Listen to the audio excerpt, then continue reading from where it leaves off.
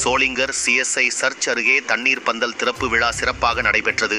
ராணிப்பேட்டை மாவட்டம் சோளிங்கர் பகுதியில் குடிநீர் தேவைக்கு மக்கள் பயன்படுத்தும் வகையில் சிஎஸ்ஐ சர்ச் அருகே தண்ணீர் பந்தல் ஒன்று அமைக்கப்பட்டது. மாவட்ட ஆதிதிராவிட நலக்குழு துணை அமைப்பாளர் திரு விவேக் அவர்களின் ஏற்பாட்டில் நடைபெற்ற இந்த விழாவில் பந்தலை மாநில சுற்றுச்சூழல் அணி துணை செயலாளர் திரு வினோத் காந்தி அவர்கள் திறந்து வைத்தார். இந்த விழாவில் மத்திய ஒன்றிய செயலாளர் திரு பூர்ணச்சந்தர் அவர்கள் தலைமை வகித்தார்.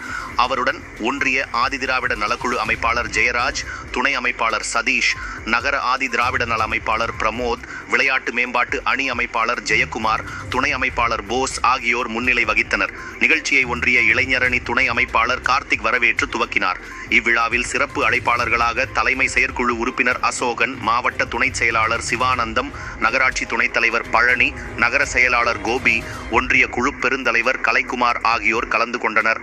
பந்தல் திறப்பை தொடர்ந்து பொதுமக்களுக்கு மோர், இளநீர், தர்பூசணி, பழச்சாறு, வெள்ளரி, கிர்னி போன்ற குளிர்பானங்கள் மற்றும் பழங்கள் வழங்கப்பட்டன.